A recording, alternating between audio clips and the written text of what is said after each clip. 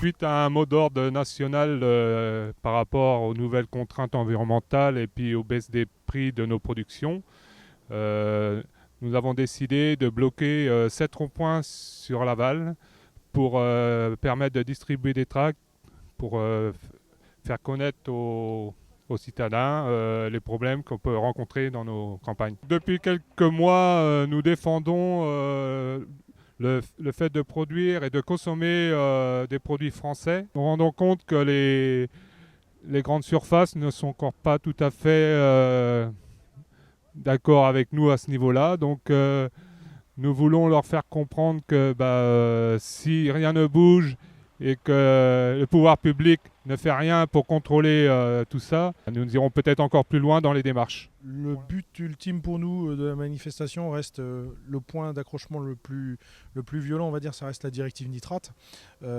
où justement on a encore quelques leviers départementaux à pouvoir actionner et un peu de bon vouloir aussi de notre administration et aussi de bon sens. C'est 7 ronds-points aujourd'hui sur le département de la Mayenne qui sont en barrage filtrant, on va dire, donc avec une circulation qui est quand même, on peut le dire pour le coup, assez fluide.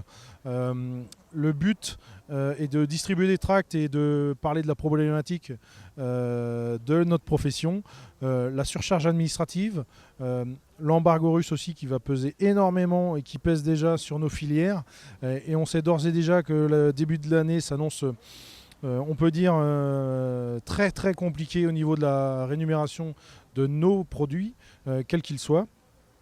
Et donc pour nous, ça semblait opportun d'avoir une manifestation nationale pour alerter un petit peu nos élus et aussi les concitoyens sur le manger français. Il nous paraît quand même inacceptable que dans nos restaurations hors domicile, type nos cantines scolaires où nos enfants vont, que la majorité des produits ne soient pas d'origine française. Et c'est pour ça aussi aujourd'hui qu'on manifeste. Comme l'a dit Philippe en début de manifestation, si on prend que le secteur de marché de la volaille, c'est 87% de la production qui est d'origine étrangère. Et donc pour nous, ça nous paraît inacceptable qu'on ne puisse pas justement prendre des produits locaux. Et là, pour le coup, ça aurait un bon sens écologique. Et on ne comprend pas non plus nos élus environnementalistes, si on peut les appeler comme ça, qui ne se joignent pas justement à notre mouvement. Parce que pour le coup, l'impact carbone s'en verrait quand même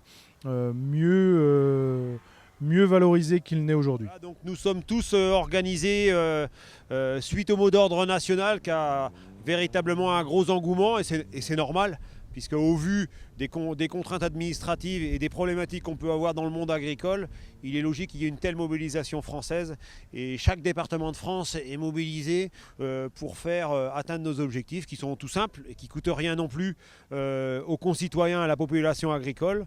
On demande juste à consommer français et réduire nos contraintes administratives. Ces 2 postes, ces 2 revendications ne coûtent rien à l'État, ne coûtent rien en subvention, en aide européenne. Et nos concitoyens, ça fait travailler nos concitoyens dans les communes, dans les collectivités et dans nos industries agroalimentaires. Donc nous sommes porteurs d'un message, celui de consommer français, de regarder l'origine des viandes dans nos cantines, nos maisons de retraite, les hôpitaux, de façon à ce que le concitoyen moyen, et notamment rural, soit considéré de la meilleure des façons et que ses impôts soient utiles et servent à quelque chose. Donc véritablement le mot d'ordre national, stop aux contraintes administratives qui sont complètement aberrantes, qui ne servent que les administrations et éventuellement des minorités d'écologistes qui nous pourrissent la vie à longueur de semaine. Et puis le deuxième élément, c'est véritablement d'avoir un geste citoyen. Ça ne coûte pas plus cher de manger français, donc il est important de continuer et de manger français, ce qui n'est pas le cas actuellement. Donc il faut modifier les appels d'offres des collectivités pour manger français.